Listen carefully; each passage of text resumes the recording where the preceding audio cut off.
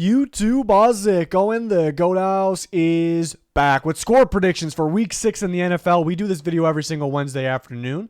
Straight up picks with the other members of the Goat House already up for Week 6. That goes up every Tuesday night. Power rankings go up every Tuesday. We got some trade videos. We got rookie rankings. We're always adding more content here at the Goat House, so join us, like, subscribe to notifications on me. Much appreciated. Follow us on Twitter. Live updates, news, rumors, and more. Talking during live games. So good reason to follow us on Twitter. Link pinned in the comments for that. Super followers getting bonus content on Twitter. Also a link pinned in the comments for our Picks League if you're interested in joining any of those. There's different ones.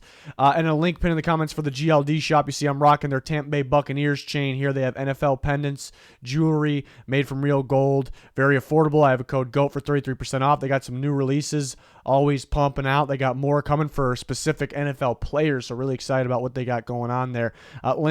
Links pinned in the comments for anything, even that, anything you're looking for. Thursday Night Football, Commanders, Bears. We got an even line here, just to pick them. It's been bouncing around. Bears favored by 1, even. So the time recording this, it is even. I'm going to pick the Commanders in this one. The Bears could win because the Commanders have some injuries, more and more coming out about that. Logan Thomas won't play. We knew Dotson wouldn't play.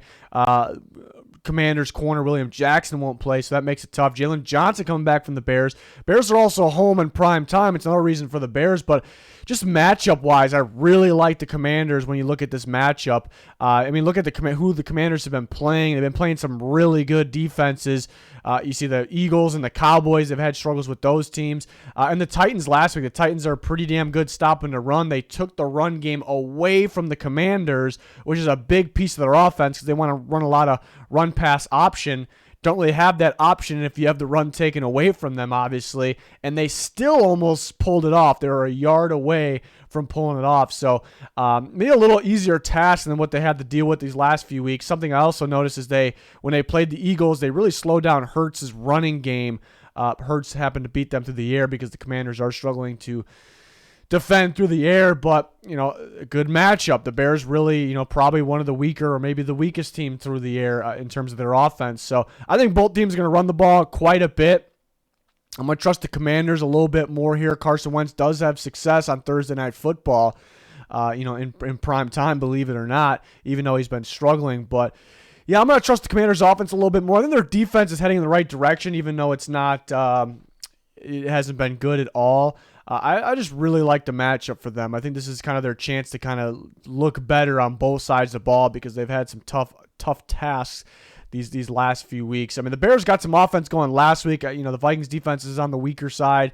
Commanders probably in the ballpark of that, so maybe the Bears can kind of get some things going. But I think it's a lot of running the ball, a lot of running clock here. Maybe more so good defensive play because the lack of offense or the lack of consistent passing consistent play in the passing game from both these teams. So therefore, another low-scoring Thursday night game. I'm feeling the Commanders, though, 20-16. But it is in Chicago, and the Commanders have some injuries, so that'd be if you're feeling the Bears, that could be a reason for that. Next, 49ers and Falcons. I got the 49ers winning by 7 points here. They do have some injuries, but just a better team here. I'm going to trust their defense in this one. Top-tier defense. I think them and the Cowboys at the top right now.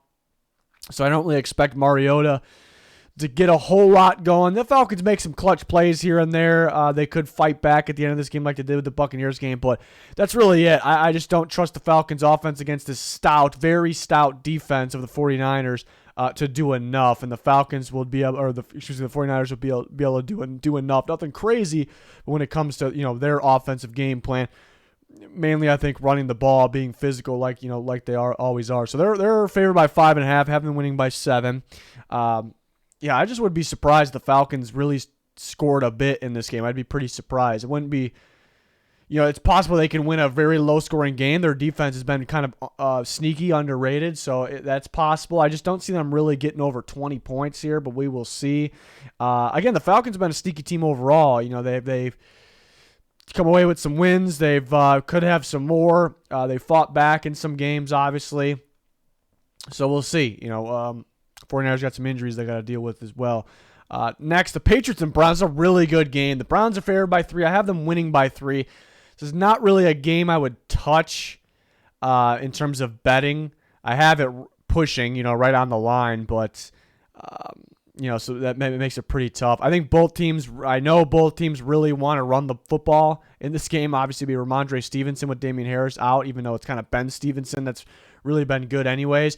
And Nick Chubb and company, Kareem Hunt, those guys with the Browns. And I think with both these, I think you can run on both these defenses. I really do. So that'll be the game plan. Try to win the time of possession, which the Browns have done better than anyone in the NFL, but they're not pulling away, with these games in the end.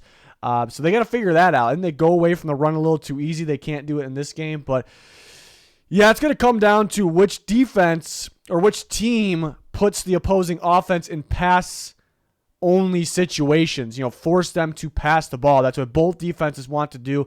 The Patriots, with that Belichick defense going against Brissett, former Patriot, they want to, with their tight man coverage, their blitz ability, they want to put Brissett and the Browns in that obvious pass situation so they can make the plays, take the run game away from them. And same thing with the Browns, whether it's injured Mac Jones, who struggled, taking care of the ball when he's played, or a rookie third-string quarterback Bailey Zappi, and the Browns with their zone coverage, which the Patriots they've actually mainly seen man from their opponents this year. And then you got Myles Garrett, coming after whoever the quarterback is. These defenses want to get those offenses in those situations. So it's about who's in that situation less, which offense is in that situation less. That team, I think, will win. They'll be able to make more plays on the ground, and their defense should be able to make more plays as well. So Browns are at home in this one. I'm feeling them a little bit. I'm going to trust them to win the time possession. That's what they've been doing. But can they close out the games? There's some games they can, some games they can't. So I think they're due for to close it out. This one, it's not like they have to deal with an explosive offensive led by Justin Herbert, in this game here, which was the slight difference last week. And again, the Browns are actually playing some pretty good offense here. So I'm going to go with Cleveland. That should be a really good game, though. I can definitely see it's one of the tougher ones to pick. I could see going either way. Jets and Packers. I'm going to go Packers 26-20 here. Jets are playing some pretty good football on both sides of the ball right now. I don't see them scoring a whole lot. Packers defense has been pretty solid. But I think the Jets defense, especially with their solid cornerback play, could really limit the, I don't want to say struggling, but receivers of the Packers. They're not really, I wouldn't say they're struggling, but that's not their strength right now. So I do think the Jets corners, like they've been doing, could limit this group as well. So I think maybe quite a bit of field goals in this one. The Packers, I really trust the Packers, though. I don't see them losing twice in a row here. They're coming back home, to Lambeau. I think Aaron Rodgers gets the job done. They got to focus on the run game a bit because they go away from it a little bit too easily, which we saw was an issue in multiple weeks, but last week in that loss to the Giants, especially when they had the lead. So I'm going to go Packers 26-20. I could see multiple scenarios. Like I could see the Jets winning just because they play well on both sides of the ball. The Packers aren't playing too well right now. I could see the Packers beating up on the Jets. I could see a big victory, coming off that loss, coming home. I could see that as well. But then the Jets play good enough defense to kind of keep it somewhat close here. So I got the Packers. Jags and Colts is a very tough one to pick as well. I just don't want to overthink things here. And the Jags, what they did to them last time, it was just a few weeks ago, really, 24-0. There's a reason why that happened. It's because the Colts are really struggling on the offensive line. The Jaguars actually are getting good pressure. They get it in different ways as well. And Matt Ryan is really struggling. And we saw the Jags defense, it kind of exposed that last time, and there just wasn't enough from this Colts offense. And then the Jags were able to figure things out on offense as well. I think it's a lot closer game. I got 19-17. I think a lot of field goals from the Jags, like it's kind of been, because the Colts got a pretty solid defense, but I don't want to overthink things. The Colts have a struggling offensive line right now, and Matt Ryan is struggling, even though they're coming off a clutch win. He's struggling. The offensive line's struggling. The Jags are getting after the quarterback. So I think some of those problems are going to continue, and that's, if a pass rush can dominate an opposing passing game, that's really the easiest way to win a game. It's one of the easier ways, simplest ways to win, and that kind of could exist here with this game. So I'm going to get the Jags just squeezing out. If the Colts can get Jonathan Taylor going, assuming he plays, if they can get him going early, that'd be fantastic. Roll the clock, don't get the Jags opportunities to score, and that's the key there. I do think Taylor could possibly run on the Jags defense, and that could, if the Colts win, I'd say it's probably either that or maybe they just kept creating turnovers on defense. But I think the Jags are going to get pressure. I think they'll do just enough here. They're underdogs by 2.5. It should be a pretty good game. I know a lot of people out there picking the Colts. it's kind of one of those things you kind of can just see it. It's like that surprise, like you think for sure that the Colts are in trouble against the Jags. They just lost to them 24-0. So there's really not a whole lot of logic behind it. I'm going to take the Jags, 19-17 there in Indy. Vikings and Dolphins this morning. We heard that it's going to be Skylar Thompson, the rookie quarterback of the Dolphins, who I like out of Kansas State. But how much could he do, in his first start, second game playing? I think it's a good opportunity to prove something because the Vikings defense actually, even though they're 4-1, their defense has really been struggling. So they can go out there and do something here. They may be able to run the ball effectively. See, they got Mostert really going last week, so that could be the case here. Dolphins are just too beat up, and I'm trusting the Vikings offense here. I think the Dolphins want to run a lot of man coverage while they're kind of beat up. I think with Jefferson, Thielen, Osborne, I think these guys can kind of take advantage of that, and you also kind of have to worry about the run game as well with Dalvin Cook and Alexander Madison. So the Vikings are only 3.5 favorites right now. That could go up now that we're hearing of that. Definitely no Tua and probably no Teddy. That could probably go up. But again, the Vikings defense is struggling. They always make games interesting for some reason. So I could definitely see it close. It's just really a game the Vikings should win here. So I'm going to go with them 27-20. Next, Bengals and Saints. Feeling pretty good about the Bengals in this game. Really like the matchup for them. They're only favored by 1.5. This is one I'd get on right now because it actually might go up. I can see it really going up to, I was going to say 3, but even around the 5 range. And there is some injuries still with the Saints. You're thinking they might be able to get some guys back. Maybe they get Winston back. Does that change a whole lot? I think he's more a playmaker type quarterback or more production than Dalton, but maybe he can't take care of the ball as much perhaps. But still some injuries. Michael Thomas still banged up. Lattimore didn't practice yet, so that'd be a very tough loss. Obviously one of the better corners in football. But I really like the matchup for the Bengals. I mean, they're about to break out at any time now, I believe. And, here they go against a man coverage team. It's what they want. It's where they can really get going with their offense and let their receivers kind of break loose here. Joe Burrow, Jamar Chase going back home to Louisiana there. Got to be a lot of fans there in the crowd. But, I think they can get going in that passing. The Saints defense has been struggling more than we're used to for sure. So that's a little weird. And I just trust the Bengals defense. I trust against a beat up Saints offense, I trust the Bengals defense to really, not let things get out of control. So I feel pretty good about a 30-20 victory in the Bengals, just really because of the matchup and because the Saints are a little beat up right now. So maybe a breakout game from the Bengals, only favored by 1.5. Ravens and Giants would be a really good game. The Giants are favored by 5. It's quite a bit being in New York and the Giants on fire. I'm going to go Ravens 26, Giants 23. This could be a really good one, though. I mean, we got Don Martindale, who's the defensive coordinator for the Ravens for quite a bit. He may know how to, and he's doing a heck of a job with the Giants right now, but he may know how to slow down this Ravens offense, Lamar Jackson offense, because he's had to deal with it in practice for how many years. But same thing goes for Greg Roman there in that offense. The Ravens might know how to play against the Don Martindale defense, and it's both the same thing. The Giants are running that old Ravens defense. It's really, really what it is, and the Ravens are still running their offense there. So it's going to be about which one has the better game plan, which one has more keys to success to stopping the opponent there. So I think this is kind of going to be a game where we kind of get flashes of, you see a lot of offense. It may look like a shootout, and there's kind of be a stall, a lot of defense. I think kind of get a mixture of that. I'm going to go Ravens, though. What we're looking at is, again, how Greg Roman game plans this offense for a familiar defense and how Martindale game plans his defense for a very familiar offense. And in that scenario, I'm just going to trust the best player on the field, and that is Lamar Jackson. So that is the slight edge there. And then you got 2 really good kickers too, which I have quite a bit of field goals with Tucker maybe knocking another one in for the win here. But Barkley, he's been one of the best players in football so far this year, definitely on the offensive side of things, and he could tear it up in this game. He could win the Giants the time of possession, and that really could limit Lamar Jackson and company there. So that'd be a reason for the Giants. But I'll go Ravens. Even though I could see them winning by a touchdown, covering that 5, I'm surprised by that 5. It seems like a bit. I figured it'd be around 1, 2, or 3, in that range, or 1.5, 2.5. You get my point here. So I got the Ravens winning by 3, 26-23. Bucks and Steelers. I'm gonna take the Bucks. They're favored by 8. Steelers are beat up. They got a rookie quarterback in there. Buccaneers have a tough defense. They blitz a lot, and that's they blitz with zone coverage. A lot of teams blitz with man coverage. The Buccaneers blitz with zone coverage. That is going to be tough, very tough for a inexperienced quarterback. So I don't see this. I mean, 13 would be the maximum I'd give them. They may not score a touchdown because it's going to be extremely difficult, in my opinion. They're going to have to get the ball out really quick, try to get Najee Harris underneath, the ball. That'd be great for the Steelers, but it's a very, very tough task, again, for Kenny Pickett and company here. The Buccaneers, don't expect them to go insane on offense, maybe like the Bills did, but they'll do enough. Obviously, they'll have a good outing, so I like 24-10. I just hate the matchup for the Steelers offense against that Bucs defense. I love it for the Bucs defense against Steelers offense, obviously.